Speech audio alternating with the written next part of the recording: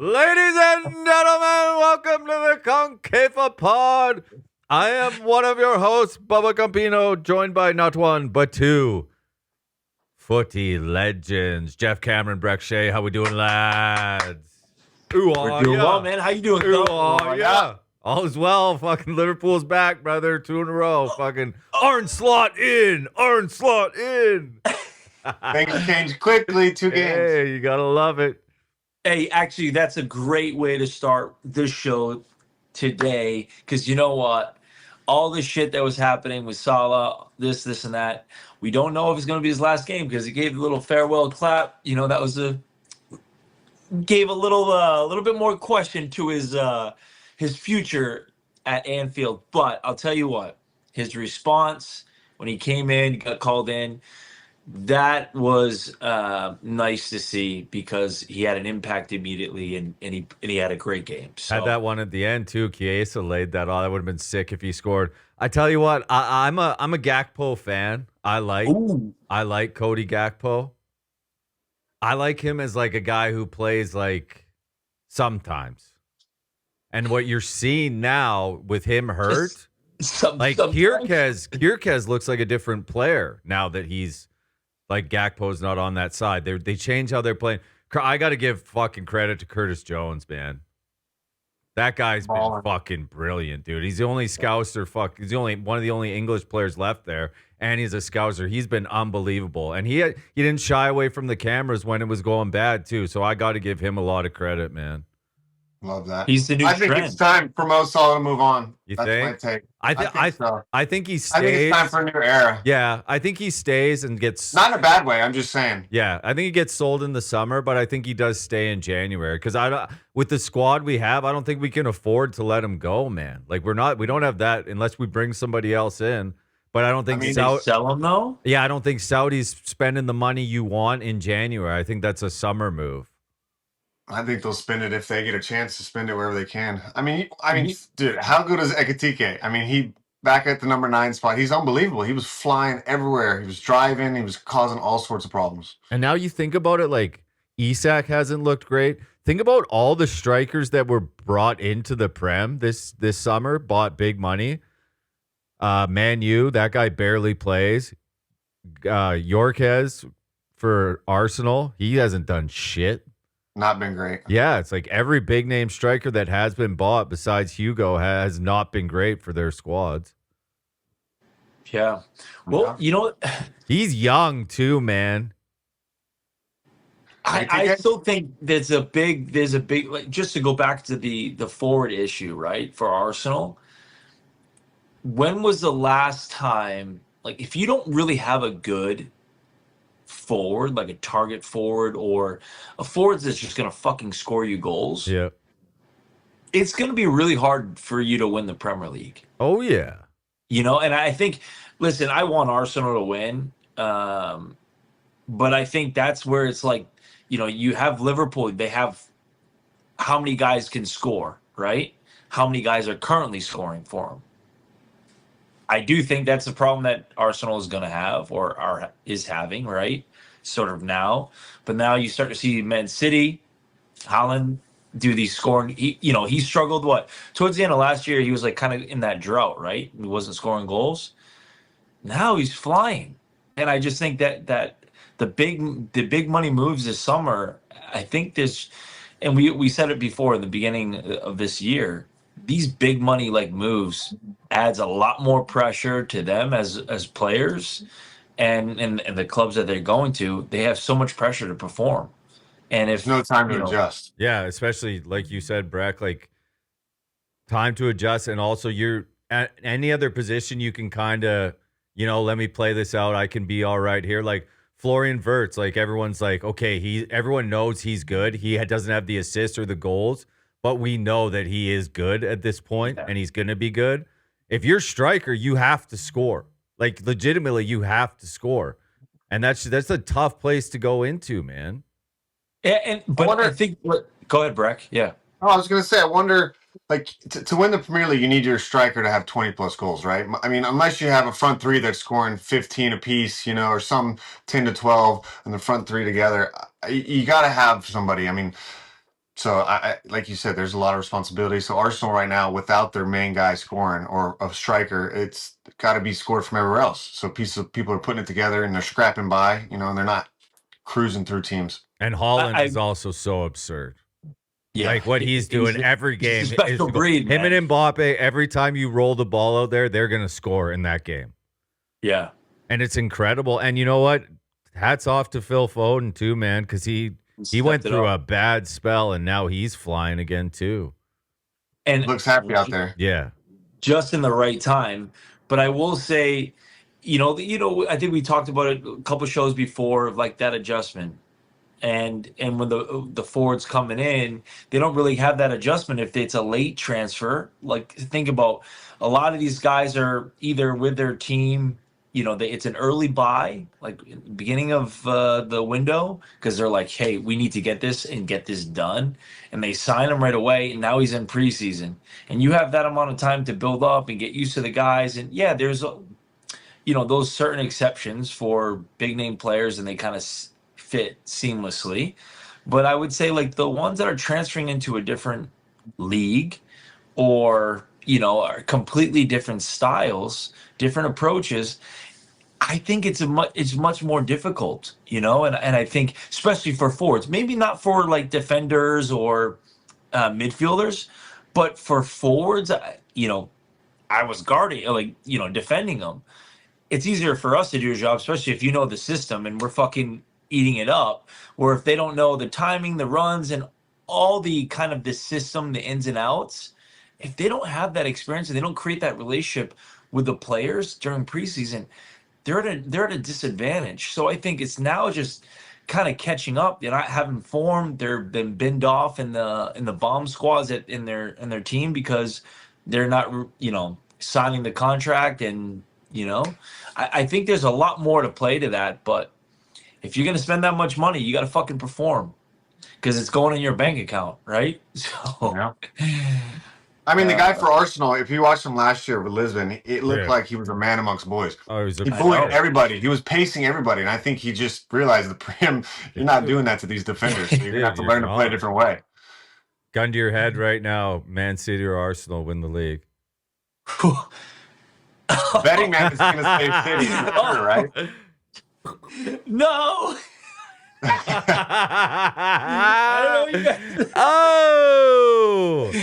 I did, buddy. Dude, I want Arsenal to win so bad. I agree. It's not even halfway through the season and City's already right there, man. Hey, but Aston Villa, man, Morgan Rogers, my lord, what a strike to win it the other day. Top shelf. Top bins, mate. Where's he playing that England squad? Like, Tuchel's in fucking hell making these decisions, dude. Everybody that's going for England that plays up top or in the middle of the park is flying. Flying. Like, everybody you wrote off is back to where they were. Yeah, it's true. It's insane. But you say that about the U.S. too, man. Like, everybody, all the U.S., they're scoring in Champions League every fucking week. All the U.S. players. Like, it is crazy. That problem. Yeah, it's crazy that you get to the World Cup here and all these players just like, I got to be on this fucking team. Big man scored twice at the weekend for Derby. Oh, yeah. He's playing well. Like, Poch is going to have tough decisions too, man. I'd bring him anyways because you know what? He's big. He's just tall. A different look. Yeah. Yeah, he's just a different look, different like kind of way. He can, if he learns, and I'm sure he's learning to hold that ball up right now and being the size that he is, because the championship is no joke. He's going to get smashed. So him just using his size and just fucking holding the ball up, I think he gives a different look for the national team because he's really quick, by the way. Oh, yeah. He's fast, athletic, and he can just learn to use his size to his advantage. Dude, he could be causing some serious problems, especially if a team's more possession based. You need someone to just stretch the defense, be a target forward, fucking put him up there, put the big man up there, hit the ball and dance, man. He's a guy you throw in last 15, 20, oh, yeah. cause havoc. Yeah. Think about it, though. Those players, substitute striker, one moment, all you need in a tournament. Think about it. Ollie Watkins, dude, comes on for fucking England, scores against fucking Netherlands to win it, dude, to go to the final. Like, and you know what? It takes one fucking game, 10, 15 minutes. You could be a hero forever, dude. It's true, but you think about the transition of like football in the last, you could say decade of being target forwards, dynamic wingers. Then we have inverted wingers, and then it's what inverted fullbacks. Forwards. Yeah, inverted fullbacks. Like you think about just the style of tactical like analysis and the systems and everything, but how the target forward was kind of like slowly taken away. It's kind of been removed. And now you're starting to see, like, because everything has been so possession based, and the way to beat that is like fucking target forwards and like stretch the defense and ping it up and then push your lines up. Dude, you're starting to see it come back. Pep, as soon as he signed Holland, like, he's changed that style a little bit, And I think you're starting to see that. You're starting to see those creative players kind of run off the target forwards and allow them to get in the space. For me, that's what the style that I grew up with. So I love seeing it because get it on the big man, but it's not playing long. It's like, hey, the center half steps in, wins the ball, and he can split a couple lines and get it to his forward just to fucking hold the ball up. And all of a sudden, the trigger is that, when you're taught is like, hey, defender, anybody steps in, wins the ball, wins a tackle. Can you split a line, right? Can you get it to the forward? If you play that ball and it's quick, forward holds it up. What are your tens, your wingers? What are they doing? Fucking as soon as they're playing it up, they're running right off of them. And for me, that's where you're starting to see some amazing goals and stretching the defense, finding those pockets. I fucking love it now because you're seeing more and more of that. And you're seeing the recognition of like, hey, it's nice to play a big man up top, And the long throw. Go ahead, Brek. I was going to say, you have to say that's good for Pep because I think it's his fault that we went away from that. Legit. That Pep at Barcelona, and then now he's bringing it back. So it's good to see that. It's Rory Delap all over again, though, man. Yeah. I mean, you look at Holland's first goal was their first cross of the game. Boom. Yeah. Goal. Every team in the Prem now, the ball goes out of bounds. It's fucking long throw, everyone in the fucking box. It's old school, and I love it, man. That's how it should be. Every chance you can take, you got to go for it, man. I mean, look at Arsenal's corner kicks. They just throw it up there and get bodies around the goal. And then, I mean, this weekend, they just win in off the goalie. I mean, I just still, guys, I'm just going to bring up one thing. I can't get behind this fucking... These set piece coaches, okay? Oh yeah, like, I don't need guys. There's fucking throwing coaches, dude. The guy was ragdolling a buddy on Arsenal before the game. Did you see that in warm up? He was fucking throwing himself at the guy. He was fucking hitting his player. I was like, what the fuck are we? Let this guy warm up for the goddamn game, dude. Okay, I'm going to give a piece of advice. This is for the coaches, whoever listens to this show, coaches, whatever, maybe not. If you don't fucking practice set pieces every single day, you're not going to get fucking better at it. So at Tony Pulis, we would do fucking set pieces. We'd do shape, set pieces every fucking day. And it wasn't to like, oh, we'll do set pieces the last, 5 minutes of every training session. We would spend like 30 minutes a fucking session going through set pieces on a Monday for a fucking Saturday game. That's how focused he was on fucking shape, being hard to beat. Hey, when we have this set piece in this part of the field, we're going to hit this on the fucking diag, or we're going to hit this. This guy's going to run here. And it was fucking live. Dude, I'm telling you, I saw John Walters went up for a fucking header. He cracked his fucking cheekbone. A couple weeks later, he was fine. He wore a mask. He was great. He was playing. But it was that intensity of, now you're like, all right, so you hear other teams, they only spend fucking 5 minutes or 10 minutes or 15 minutes. On a Friday, you're not going to get fucking better at it. So, you know what? Let's just go hire a fucking set piece coach and go through video. Oh, this is what you're going to do. Well, no, it happens on the fucking training pitch. So if you want to get better at it, fucking do it. If you want to get better at defending set pieces, fucking do it. I can't get behind it. Coach, what is this shit? I do love that they give him the credit too. Like, oh, set piece coach really dialed it up. It's like, maybe the player just fucking decided to swing a ball in, dude. You know, like it's like, it's fucking absurd. You can have a set piece coach, and I'm telling you, if you put Sergio Ramos on the other end or Rudiger on the other end, hey, don't let this target dude, win the header. Guess what? I guarantee those motherfuckers are gonna win the header. And the thing is, we said it. I was at the Liverpool game. Harry Maguire. I'm literally calling this shit. I'm like, they're going back post. Harry Maguire. They're gonna hold it up, and he's just gonna fucking run and hit it. You can see it a mile away. They set picks. What the fuck? Set piece coach, dude. Anybody in their right mind can be like, it's a fucking corner kick. They're gonna go back post to Harry Maguire so he can smash it. Fucking hell. Speaking of fucking Harry Maguire, Man U, Bournemouth, 4-4.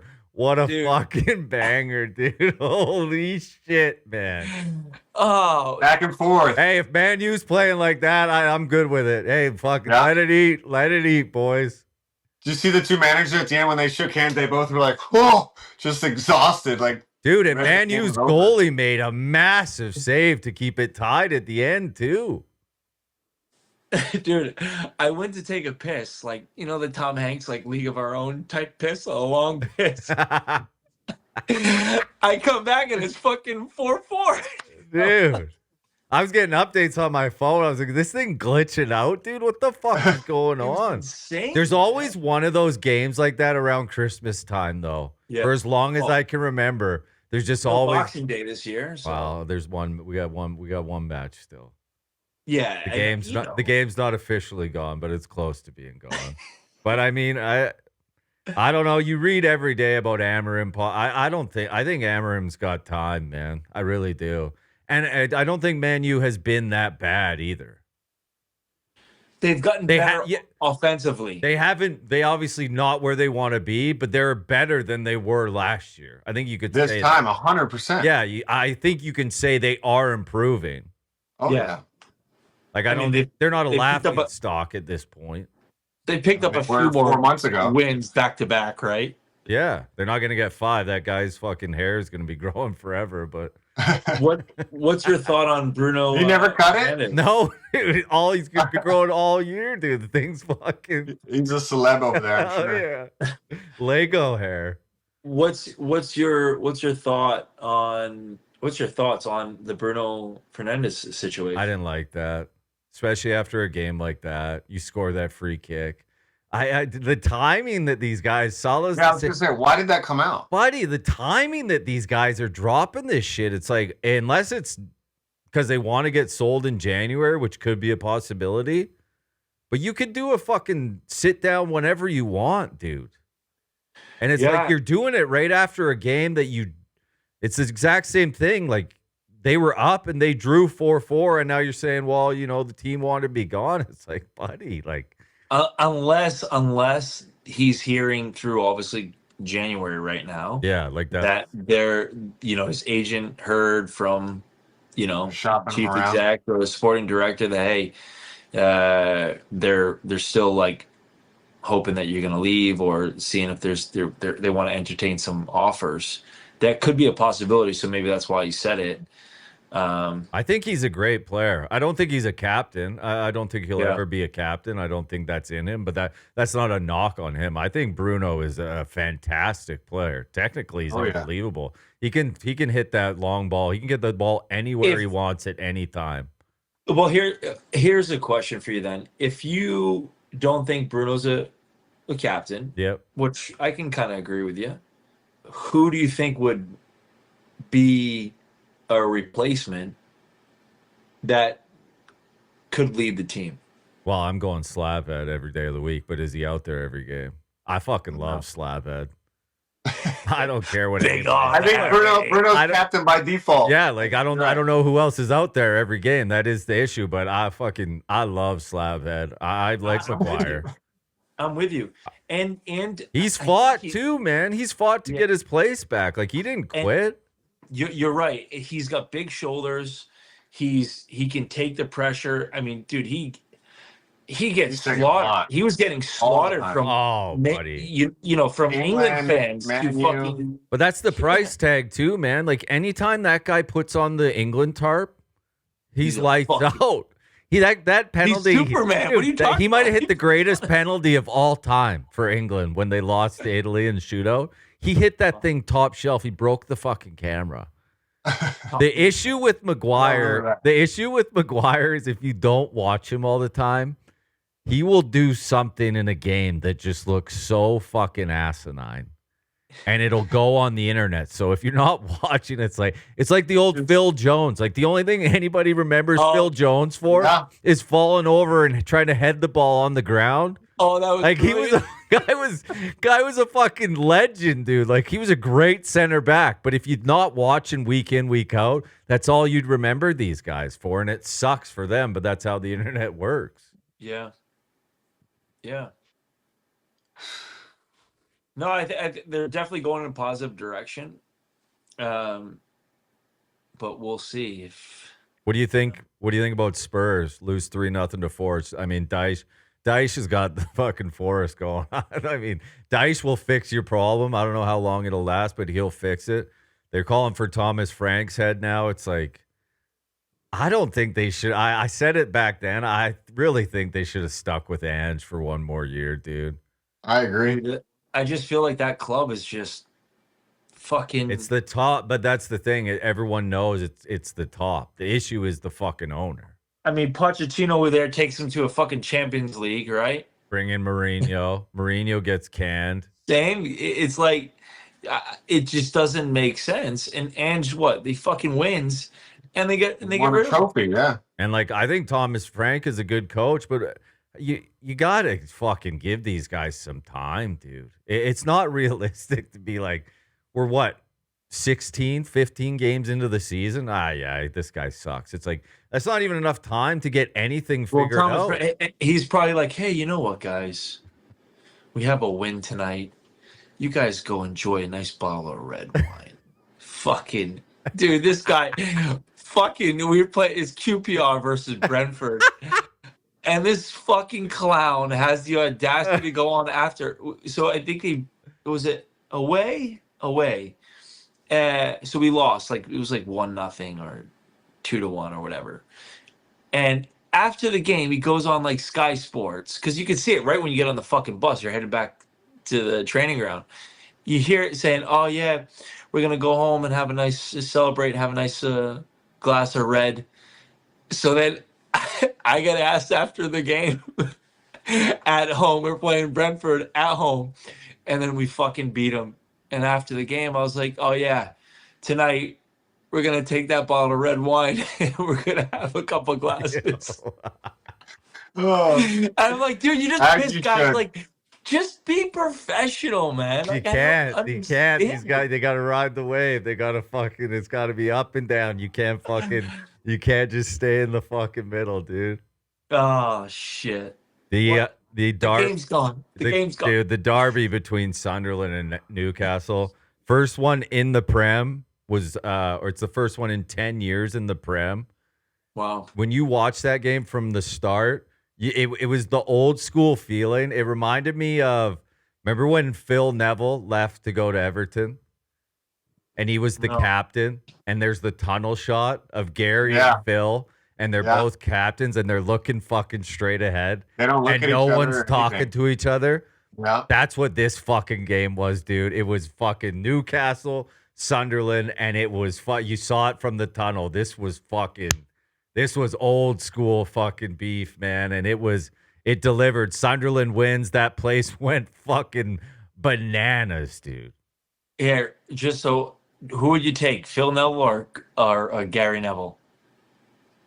I mean, I'm taking Gary Neville would fucking destroy Phil. Yeah, you have to say. Isn't that an easy question? Yeah, I don't think anyone's taken Phil in anything ever, to be honest. He's a little delicate. Yeah. That's my coach, guys. Stop. Oh, yeah, he was your gaffer. How was he as a coach? I liked him. He was cool to me, so. Anyone who's nice. I enjoyed it. I actually don't have anything bad to say. I mean, there's a lot of players that could, but I liked our trainings. I liked our meetings. Yeah, I enjoyed it. I mean, we didn't perform. Obviously, he did last 2 years, but I don't have anything negative. Where's he coaching the MLS now? Portland. He's been there for a bit, no? Yeah, I think he's going into his 3rd season. Tough start for the Portland gaffer, or not Portland, sorry. Oh, Columbus Nancy? gaffer, boy. And Celtic? Buddy. Well, the worst thing for him is O'Neill had him like playing well. So he has to go there. He's going in there after O'Neill, who's a fucking legend of the club. Yeah. He's like 0-3 to start. Dude, the stretch of games they have is about as hard as it can get in Scotland, dude. Yeah, he's fucking in it, man. Yeah, you know, it'd be crazy. They might. He could be back for the time for the next MLS season. There might be a Jesse Marsh. It doesn't look good. It doesn't look good. Oh man. No, but that's the thing, man. The fucking they people don't realize, you know, like, okay, Jesse Marsh, probably the worst thing he could have done is go on the fucking Sky Sports and compare himself to Jose Mourinho and Pep Guardiola. His fucking first week doing the media. First week. Stupid. Right? Now you've already written off everybody. People are like, fuck you. What? Yeah, what do you mean? He's got big goals, brother. Yeah. So then you go on a run of games or you don't win, you're not performing, and yeah, the pressure builds on you. It's so different over in Europe and in England. It's just, yeah, it's completely cutthroat. So that pressure just adds in, and you know, coaches they don't really have that much time because they have to fucking perform. And you're coming from MLS, the Scottish League. There's a fucking big jump there. That's a big hire, man. That's a big swing by fucking Celtic. Especially halfway through the season. And we got Brandon Rodgers fucking over in Saudi. Oh, that guy's gonna be. That guy's gonna be living good. Oh shit! All I can ever think about is that old fucking. Was it Amazon Liverpool documentary where he was the coach and Gerard Butler fucking narrated it, and he was just giving it to Raheem Sterling when Raheem Sterling was like 16 years old. Guy was our best player at the time too. Like 3 kids already. Yeah, one of our best players, dude. Well, how about? I mean, even Jared called him out after. It was just like he slaughtered him. Just.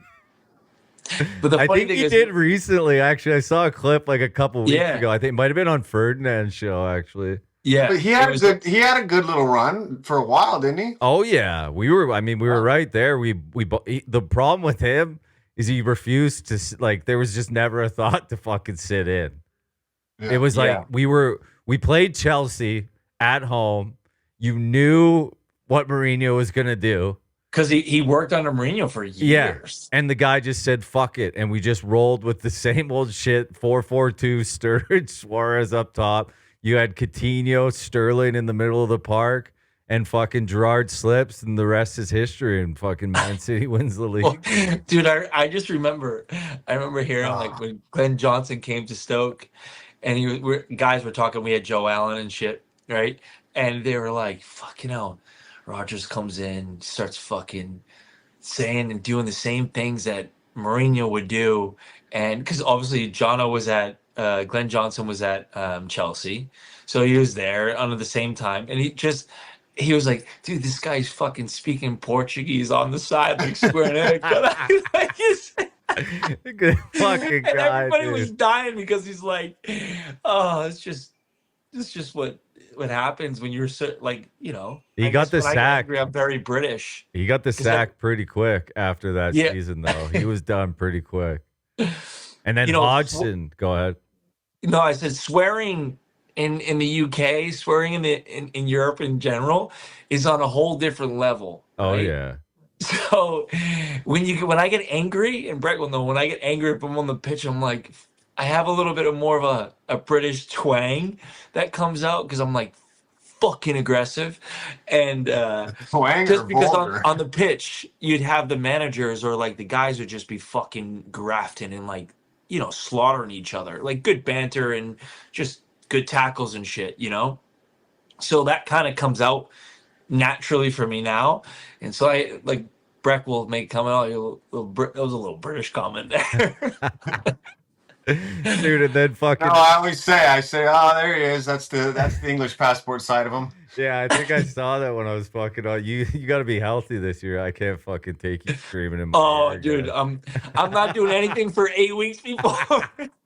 Dude, Hodgson You went. said that the other day. Fucking Hodgson went on a fucking show too, and he was like, when he got fired, he got fired by Liverpool. He said Carragher, when he was on his way out, Carragher goes, "We didn't need to be coached how to play. We just needed to be managed," or something like this. He's like, "We just been coached for fucking years." He said we didn't need it anymore. He loves that saying, doesn't he? Oh yeah. Did you see the clip the other day for Vidic? On Yeah, that was. I like that. No. Dude, that's incredible. It was sick. It was with Gary Neville, and he was like, and Vidic was like, "Who's the only 3 players to win Premier League Player 2 times?" And he goes, "Ronaldo, Mo Salah, me." two Premier League Players of the Year, and he goes, "Google me."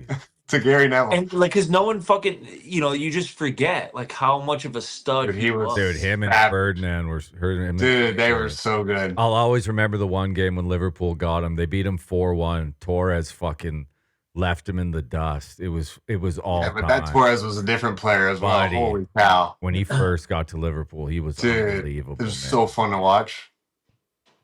Here's a question for with this kind of era, we have more world-class players, right? More big younger talents coming through, right? You could say.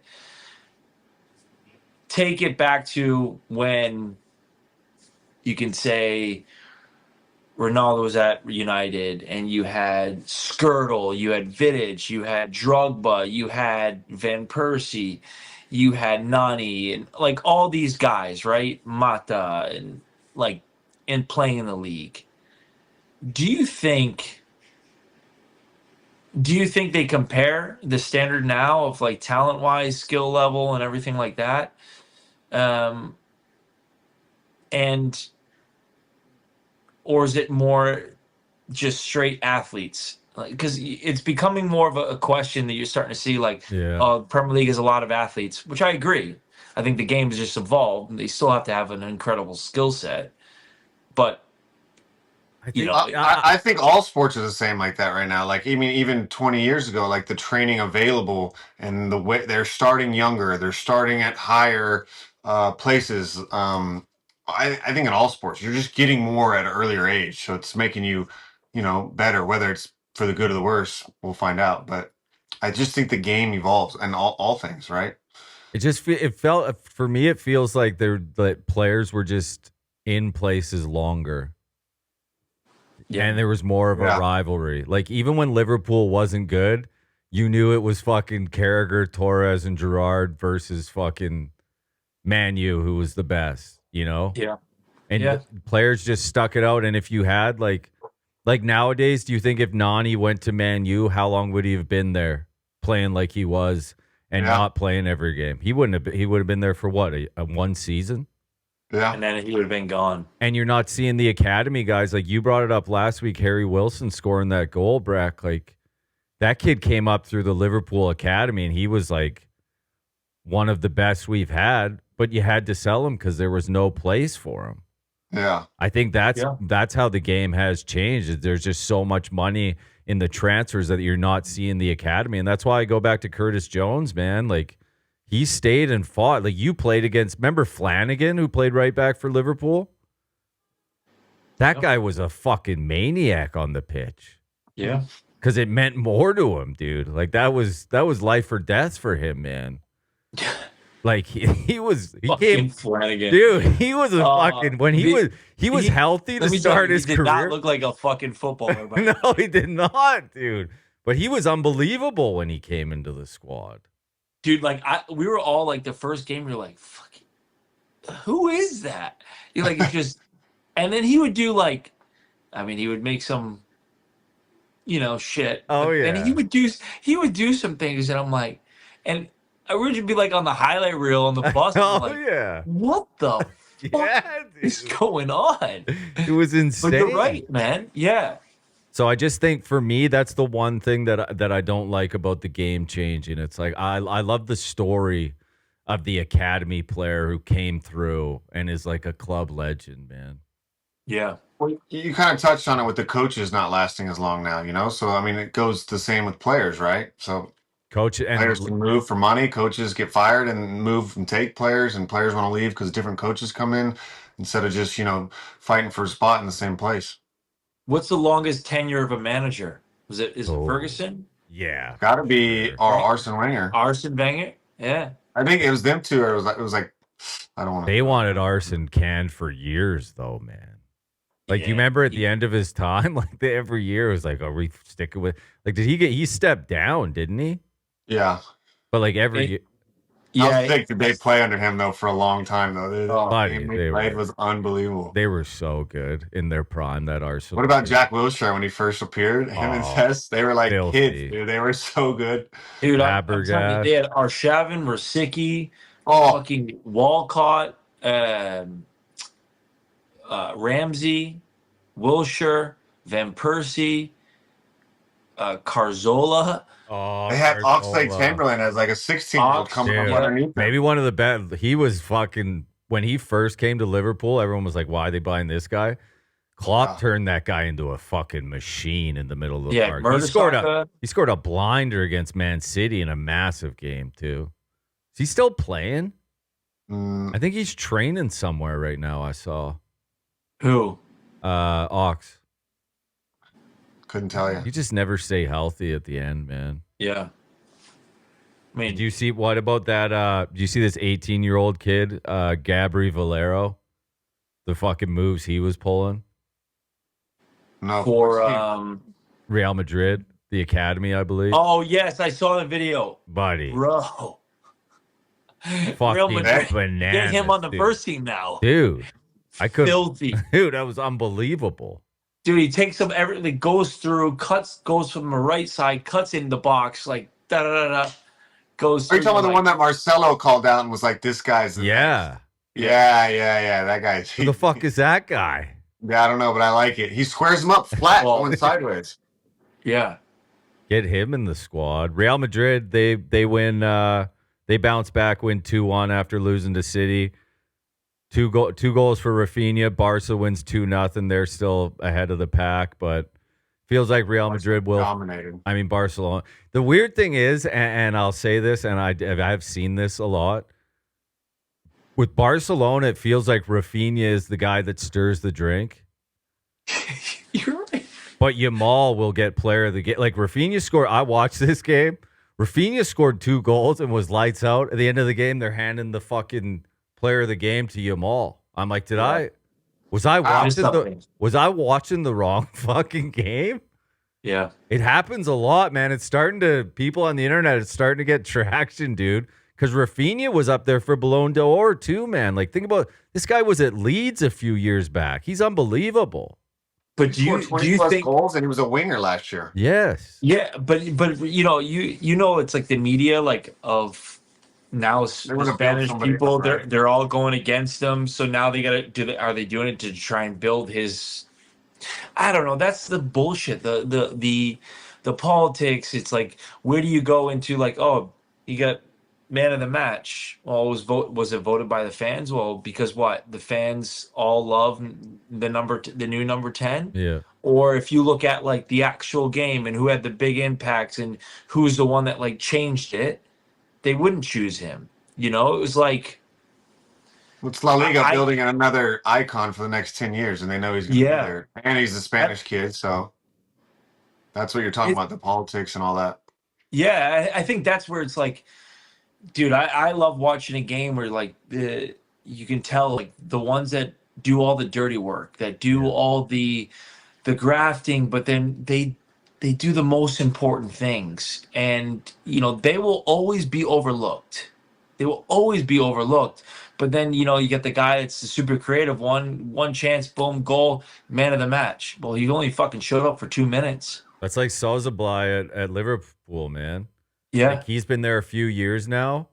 Does everything. Yeah, like, but until like the last little while, he wasn't scoring as many goals. Like, that guy's been working his bag off every fucking game, running more than everybody. He's playing right back. He's playing all over the place. He picked up. He's been instrumental. Like, they would have lost significantly more this season if it wasn't for him. Dude, if he's actually out for a little bit, that's gonna be tough, man. He's irreplaceable for that team. He's the engine. Yeah, because McAllister's taken a little bit of a dip this year. I don't know what's happening there. I could see him getting picked up by Madrid though, or a team. No. Easy. Fucking relax, dude. Hey, we're recruiting everybody. From I don't need to lose another fucking guy to Real. What did you think? What do you think about the Lewandowski Inter Miami rumors? I mean, fucking hell. We talked about it. We talked about it last week. We said you're never gonna get a guy. Now they want Lewandowski, Griezmann, and Koke. They're going to take everybody. You know what? Maybe that's why they got DePaul, so he could come say it was good, and then they get the rest of the Atletico. Oh, yeah. I mean, Lewandowski on the bench again this weekend. You see him? They kept showing him. He looked miserable. So it's like, do you think Miami sounds kind of good? Yeah, he did kind of say he preferred Cali though. He likes California. For all the MLS fans out there, you might get. You know, I remember that was a conversation. Yeah. Yeah, he did like California. I don't know. I would like taxes, though. I'll tell you that. I would like to see fuck that. If Inter Miami. I would like to see Inter Miami get at least one of those players, though, to just kind of keep it. You just want to keep bringing players like that to MLS. I agree. Do you know much about the left back for that they got who used to be at Spurs? Tottenham. The guy that Inter signed. Yeah, he's good. He was at Tottenham. Yeah, he's good. He's young too. Ian Frey, new deal as well for our boy. Yep. Congratulations. Yeah, that's awesome. Well deserved. Legit. Well deserved. Yeah, it's gonna be a interesting season for the MLS and their whole their next. You know, I wonder what these owners are gonna do now with. Does the new schedule kick in this year? Next year. I think it's 27. Yeah, we got one more. Yeah, Don Gar will figure it out, I'm sure. No, or if he's out, I saw he had a sit down with some people the other day. Who was that? Well. And yeah, I don't know. Anyways, but I got to have a proper sit down with Tony Scholes and who's coming in obviously to be part of the USL to see kind of. With the USL 1 and with Mark Cartwright will be the sporting director for the USL, and just to see what their plans are and what they're looking to do.